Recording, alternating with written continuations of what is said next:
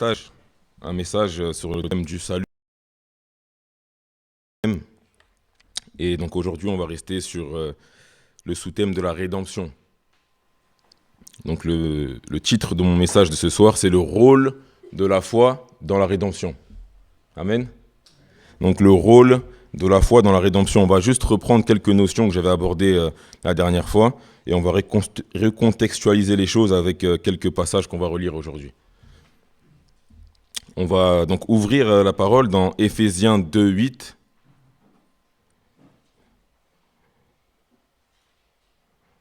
Donc Éphésiens 2:8. Donc je lis, car c'est par la grâce que vous êtes sauvés, par le moyen de la foi, et cela ne vient pas de vous. C'est le don de Dieu. Avant d'explorer comment la foi nous relie à la rédemption, on va redéfinir justement quelques mots, comme je viens de dire. Donc la rédemption, c'est l'acte divin par lequel Dieu libère l'humanité du péché et de la condamnation au prix du sacrifice de Jésus-Christ. La foi, c'est une confiance totale en Dieu, une assurance ferme en ses promesses et une dépendance active à son égard. Il y a également la grâce. La grâce, c'est la faveur imméritée de Dieu qui nous sauve sans que nous puissions la mériter ou la gagner par nos propres efforts. Quatrièmement, on a le don. Le don est un cadeau offert librement, comme tout don. Le salut doit être accepté pour être efficace. Dieu offre la rédemption, mais c'est par la foi que nous la recevons. Amen. Donc j'ai divisé, si vous voulez, mon message d'aujourd'hui en 3 parties. Donc la foi qui est l'action qui nous fait traverser le pont de la rédemption. La foi qui est une couverture qui nous justifie au ciel. Et la foi comme une graine qui grandit et transforme notre vie.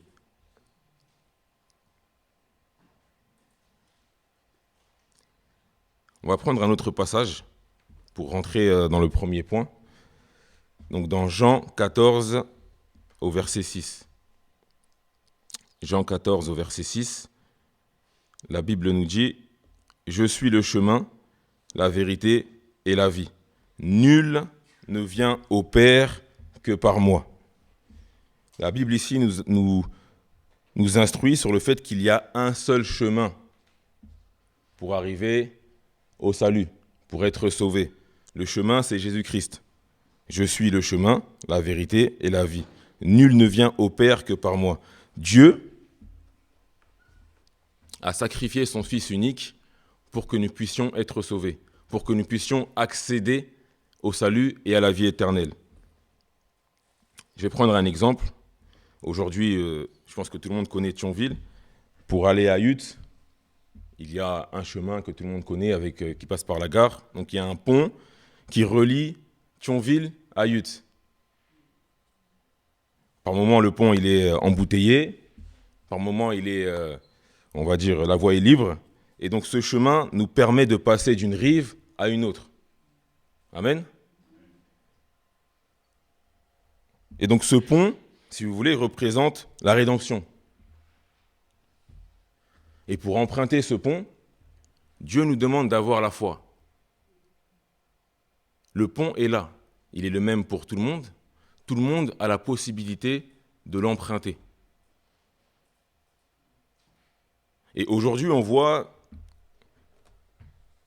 des personnes qui, malgré que le pont soit construit par Dieu, doutent de cela.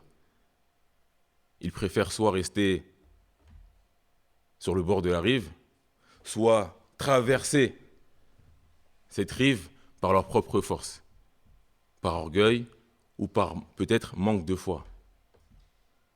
Amen.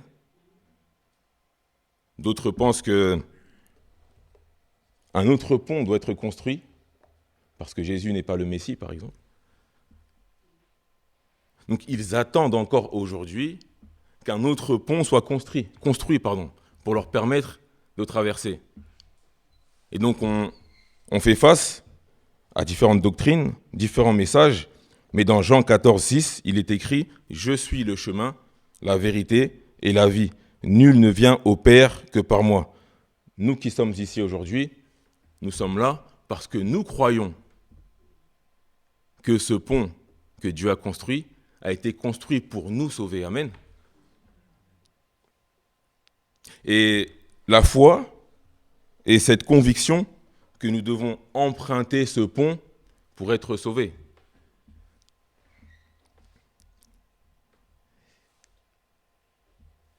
Le baptême, notamment, est une forme d'action qui vient attester du fait qu'on a choisi, par la foi, de suivre Jésus-Christ, d'emprunter ce pont. Il n'est pas dit que lorsqu'on va emprunter ce pont, il n'y aura pas de vent, il n'y aura pas de difficultés, il n'y aura pas peut-être des épreuves qui vont venir, si vous voulez, nous mettre dans le doute. Mais Dieu nous montre la voie à suivre. Et nous devons, par la foi, emprunter ce chemin. D'autres vont aller au bout, et Dieu merci, ils vont accéder à cette vie éternelle, à ce salut, et d'autres peut-être vont emprunter le pont, et à un moment donné, ils vont douter, ils vont peut-être faire demi-tour. Dieu attend de nous que nous ayons une foi en action. Dieu a érigé le pont pour que tout le monde puisse être sauvé. Il n'y a pas une personne qui mérite plus d'emprunter le pont qu'une autre. Dieu a érigé ce pont pour nous. Et nous devons mettre notre foi en action pour emprunter ce pont. Je vais prendre une autre image qui est celle de la clé. Une clé, aujourd'hui, elle peut déverrouiller des serrures. Elle peut déverrouiller aussi des cadenas et permettre de passer d'une pièce à une autre. Amen. Et donc, si on vous confie une clé, la clé ne va pas, si vous voulez, ouvrir la porte d'elle-même. Il faut une action. Il faut une décision. Il faut que nous puissions avoir la foi qu'en ouvrant cette porte, quelque chose va changer. Je pense qu'on s'attend tous à un changement lorsqu'on vient le jeudi à l'église. On s'attend à être édifié dans notre foi. On s'attend à grandir, à faire grandir notre foi en écoutant un message. Et si on vient le jeudi sans espérer quoi que ce soit, c'est un problème. Amen. Dieu veut que nous puissions avoir la foi en tout temps. Dieu veut que nous puissions, à travers la rédemption que nous recevons, avoir une foi active. Nous ne pouvons pas venir, par exemple, le jeudi, le dimanche et chaque semaine, sans espérer quelque chose de Dieu. On ne peut pas prier sans espérer un changement. Je ne sais pas si vous êtes d'accord avec ça, mais encore une fois, Dieu veut que nous puissions avoir une foi en action. Et c'est ce qui fait qu'aujourd'hui, beaucoup de gens ne souhaitent pas emprunter ce pont. Si nous avons à un moment donné décidé de prendre ce chemin, c'est parce que nous avions une espérance. Et cette espérance doit rester active tout au long du chemin. Amen. Ce zèle que nous avions au départ, lorsque nous avons rencontré le Christ, ce zèle qui nous a convaincus de suivre Jésus, au départ, doit rester intact ou grandir au fur et à mesure. Amen. On va prendre un autre passage qui est Ésaïe 61 au verset 10. Je lis. « Je me réjouirai en l'Éternel, mon âme sera ravie d'allégresse en mon Dieu, car il m'a revêtu des vêtements du salut, il m'a couvert du manteau de la justice. » Un autre passage dans Galates 3, au verset 27. « Vous tous qui avez été baptisés en Christ, vous avez revêtu Christ. » Ici, il s'agit donc du vêtement que l'on porte lorsqu'on accepte Jésus-Christ comme Seigneur et Sauveur. Dieu a en horreur le péché. Et d'un autre côté, il nous est dit que nous ne pouvons pas accéder au salut ou à la grâce par nos propres moyens. Ça pourrait paraître contradictoire. C'est comme si on avait, un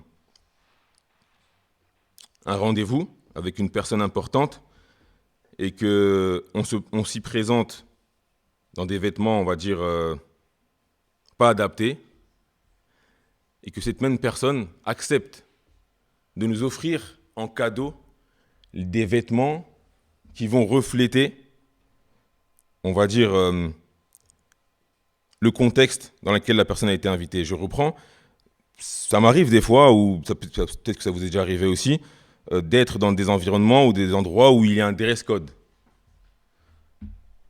On voit souvent dans certains endroits, VIP, dress code, on doit venir bien habillé, bien soigné, etc. Et donc, à ce moment-là, on sait qu'on doit faire l'effort de se présenter sous notre meilleur jour pour pouvoir accéder, par exemple, à certains salons. Moi, je suis un fan de football. Ça m'arrive d'aller voir des matchs et d'être invité justement dans certains salons. Et il y a certains salons dans lesquels on ne peut pas entrer sans être soigné. Parce qu'on sait qu'on va y rencontrer des personnes qui ont un certain rang social, qui ont, qui reflètent une certaine réussite. Et dans ces endroits-là, il faut être bien habillé. Amen. Dieu a en horreur le péché. Et lorsque nous sommes pécheurs, nos vêtements sont sales. Et en principe, nous ne pourrions pas avoir accès à Dieu. Notre état de pécheur nous empêche d'avoir cette connexion avec Dieu. Et tout à l'heure, je parlais de pont, mais au-delà du pont que Dieu a lui-même érigé par son amour pour le monde, par son amour pour nous, il nous offre également des vêtements qui viennent nous couvrir et qui nous justifient, ou qui justifient notre possibilité d'entrer dans une relation avec lui. Amen. Il est dit ici, « Il m'a couvert du manteau de la justice. Il m'a revêtu des vêtements du salut. Vous qui avez été baptisés en Christ, vous avez revêtu Christ. » Il nous donne des vêtements propres et il nous permet d'accéder à sa présence. Amen. Dieu nous offre cette possibilité de nous tenir sans honte devant lui, alors qu'il nous a trouvés pécheurs. Il vient nous revêtir de nouveaux vêtements, de vêtements blancs, on peut qualifier ça comme ça, qui sont symboles de pureté et de justice, gratuitement. Mais pour y avoir accès, cela demande de la foi. Dieu nous demande simplement de croire. De croire que par sa grâce, nous pouvons être vêtus de vêtements qui reflètent sa grandeur. Nous avons revêtu Christ. Amen. Et lorsque nous sommes conscients de cela, nous devons tout faire pour garder ces vêtements les plus propres possibles. Parce que nous sommes convaincus que, en gardant ces vêtements propres, nous avons accès à Dieu. Et nous sommes également une lumière pour ceux qui nous regardent. Amen. La foi est un don de Dieu et nous avons comme responsabilité de l'entretenir, de la faire grandir, de la mettre en action à travers les épreuves qui se présentent devant nous. Dieu ne nous promet pas que lorsque nous engageons avec lui, nous n'aurons pas d'épreuves, que toute la vie sera un fleuve tranquille. Dieu nous promet d'être avec nous dans les temps de tristesse, de malheur et dans les temps de joie. Cela nous demande d'avoir une foi à toute épreuve. Et si on prend par exemple Matthieu 17, 20,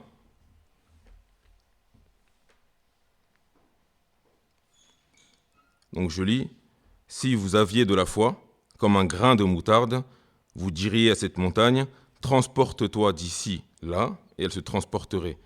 Rien ne vous serait impossible. » Je reprends, Matthieu 17, 20, « Si vous aviez de la foi comme un grain de moutarde, vous diriez à cette montagne, transporte-toi d'ici là, et elle se transporterait. Rien ne vous serait impossible. » Ici, dans Matthieu, il s'agit d'une métaphore, d'une graine qui pourrait éventuellement, on va dire, représenter la taille de notre foi. Or, une graine est amenée à grandir. Une graine n'a pas pour objectif de rester une graine. Elle doit grandir, éventuellement devenir un arbre, et in fine donner du fruit. Nous devons également, en tant que chrétiens, lorsque nous sommes conscients de la grâce que Dieu nous donne d'être rachetés, d'une part prendre soin de cette foi, la faire grandir pour qu'elle puisse, à un moment donné, donner du fruit. La foi commence petite et elle peut se développer pour qu'elle puisse devenir à un moment donné aussi un refuge pour d'autres. Elle doit se partager et elle n'est pas statique. Les épreuves vont venir la façonner, la polir, afin qu'elle soit un témoignage vivant de ce que Dieu a fait pour nous. Amen. Elle doit produire un changement visible dans notre vie. Et nous devons oser la mettre à l'épreuve. L'ennemi de la foi, on va dire, c'est l'inquiétude, l'anxiété, le doute. Et c'est normal, en tant qu'être humain, de douter. Est-ce que Jésus est vraiment mort pour moi ?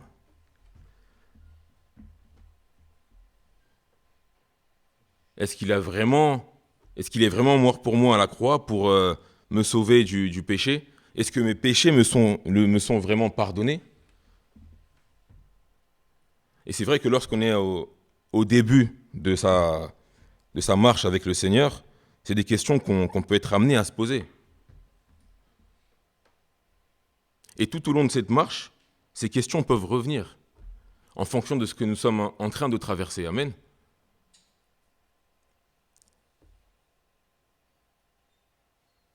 Et lorsqu'on regarde dans la Bible, il y a un passage où Dieu nous demande d'avoir un cœur d'enfant, donc qui ne se soucie de rien.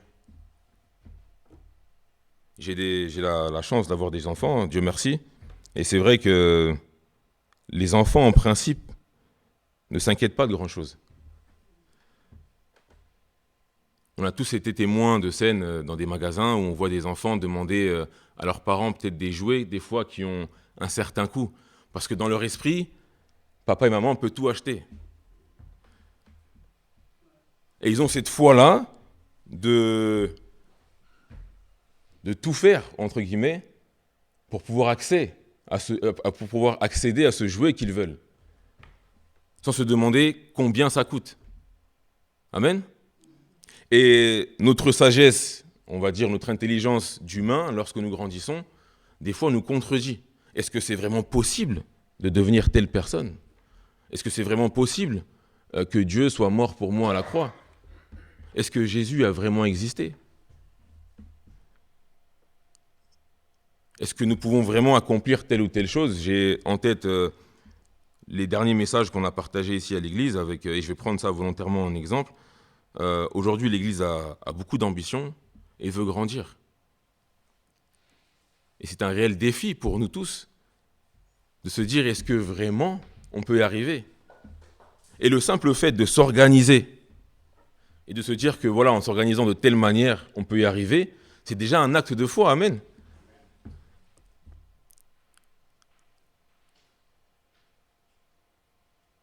Dieu est un Dieu qui est très grand. Et Dieu merci, des fois on a des témoignages où on voit des personnes qui peut-être n'avaient plus aucun espoir dans la vie, plus aucune chance de réussite, plus aucune chance d'être transformé. Mais Dieu a démontré plusieurs fois qu'il a été en mesure de changer la vie de certaines personnes. Et de manière peut-être surprenante et on va dire même au-delà de ce que le monde pouvait penser. Dieu peut utiliser notre Église au-delà de ce que nous pouvons penser. On a eu la dernière fois la chance d'écouter le pasteur parler sur l'ambition de l'Église peut-être d'acquérir un nouveau bâtiment. Peut-être que Dieu nous amène à beaucoup plus grand que cela. Il suffit simplement de le croire.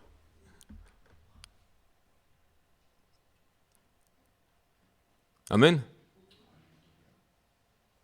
Comment est-ce que, en tant que chrétien, on veut peut-être changer le monde, ou oui, changer le monde, en pensant que nos actions n'ont aucune valeur ou n'ont aucun impact dans la vie des autres. J'ai foi et je crois sincèrement que les frères et sœurs qui évangélisent ici à Thionville, lorsqu'ils vont évangéliser, ils croient qu'ils vont toucher le cœur d'une personne. Ils ont foi que Dieu va toucher le cœur d'une personne, sinon ils n'évangéliseraient pas. Je ne sais pas si le frère Angelo est d'accord avec moi, mais je crois sincèrement que lorsqu'on démarre un projet, en tant que chrétien, on doit être conscient que la foi, notre foi en Dieu, a un réel impact dans ce qu'il va se passer par la suite. Amen. Et donc, la rédemption est une grâce parce qu'elle n'est pas obtenue par nos propres efforts, mais c'est Dieu qui offre cette chance ou cette bénédiction, cette grande bénédiction d'être sauvé, on va dire entre guillemets, au monde entier. Et le fait de refuser ce don ne nous met pas dans une position où on est susceptible de recevoir sa grâce. Comme j'ai pris l'exemple tout à l'heure avec le pont, il y a des gens qui préfèrent traverser à la nage aujourd'hui, parce qu'ils estiment que c'est par leurs propres efforts qu'ils seront sauvés. Et si demain on va devant le pont entre Lutz et Thionville, on verrait ça comme quelque chose de fou. Le pont est là, mon frère, ma sœur, mais tu préfères descendre et traverser. Amen. Or que Dieu nous a offert ce pont, gratuitement. D'autres vont traverser et revenir, parce qu'ils vont se dire, j'arrive pas à voir ce qui se passe de l'autre côté. Mais Dieu nous appelle, justement, aujourd'hui, à marcher par la foi. Que nous voyons ou que nous ne voyons pas ce qu'il y a derrière, Dieu nous appelle à continuer notre marche avec lui, par la foi. Et la foi, ce qui est beau, on va dire, dans la foi, c'est que par moments, elle peut permettre aussi de visualiser les choses. Lorsqu'on rêve de devenir médecin, avocat, sportif de haut niveau et autres, on visualise. On a une image dans notre tête de nous plus tard. Si je rêve, par exemple, de devenir X ou Y, je vais me visualiser dans cette position et ça va susciter quelque chose en moi. Amen. Pour ceux qui ont eu la chance de se marier ou qui sont mariés, lorsqu'on rêve de se marier avec une personne, on se visualise avec cette personne. Amen. Et donc aujourd'hui, c'est pareil. Dieu nous demande de visualiser la réussite, de visualiser la guérison. Et quand je parle de réussite, c'est la réussite financière, la réussite matérielle, la réussite spirituelle aussi. Est-ce que nous croyons que nous pouvons devenir de meilleurs chrétiens ? Est-ce que nous croyons que Dieu peut nous utiliser, peut utiliser nos dons, nos talents ? Est-ce que nous croyons que Dieu peut nous remplir de son Saint-Esprit ? Amen. Dieu nous demande de visualiser ces choses et de croire qu'effectivement, nous avons accès à ces choses gratuitement. Parce qu'il nous offre tous, aujourd'hui, la même grâce, celle d'être sauvés, et il nous demande simplement de croire, chacun dans son couloir. Si je crois que Dieu peut me sauver, ça n'empêche pas mon frère ou ma sœur d'y croire aussi. Au contraire, cela doit être une source de motivation, entre guillemets, pour permettre à mon frère ou à ma sœur de croire que effectivement Dieu peut aussi influencer ma vie, si je crois en lui.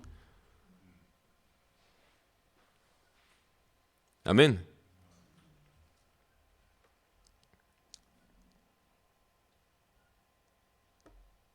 Donc là, pour conclure, la foi nous connecte à la rédemption. La rédemption est là, elle a toujours été là. Dieu est un Dieu bon, il aime sa créature. Il a envoyé son Fils unique pour justement créer ce pont entre lui et nous. Et il nous demande simplement d'avoir la foi. Cette foi nous justifie devant Dieu aussi. Parce que Jésus est l'avocat par excellence. Et lorsque nous croyons en lui, il nous défend auprès du Père. Si nous croyons en lui. Et la foi est une graine vivante qui grandit et transforme notre vie lorsqu'elle est en action. Pour les petits projets, entre guillemets, et pour les grands projets. Amen. Prions. Seigneur, nous voulons te dire merci pour ta grâce. Merci pour ce moment dans lequel tu nous as encore, Seigneur Dieu, visités. Seigneur, merci parce que tu es un Dieu à qui rien n'est impossible. Seigneur, nous voulons remettre nos cœurs encore ce soir afin que tu puisses nous remplir de foi. Seigneur, tu vois combien nous voulons, Seigneur Dieu, accomplir des choses avec toi. Tu vois combien, Seigneur Dieu, nos cœurs sont remplis de toutes d'idées, de projets, de bonne volonté. Seigneur, viens encore nous offrir la foi comme don. Viens la renouveler, viens la faire grandir, viens nous aider à te prier de manière à ce que cette foi puisse encore se développer, Seigneur. Nous voulons être des hommes et des femmes de foi avant tout. Nous voulons croire que tu es un Dieu puissant. Nous voulons croire que tu es un Dieu qui remplit. Nous voulons croire que tu es un Dieu qui bénit, qui guérit, Père éternel, qui peut opérer des miracles. Et Seigneur, nous voulons avoir une foi en action encore ce soir. Sois élevé au milieu de nous, Père. Amen.